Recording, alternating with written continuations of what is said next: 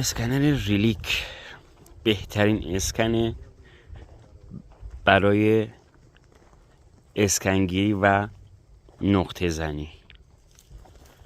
بریم ببینیم حفره تو این منطقه کجا هستش. مشاهده میکنیم چون نقطه ای نیست.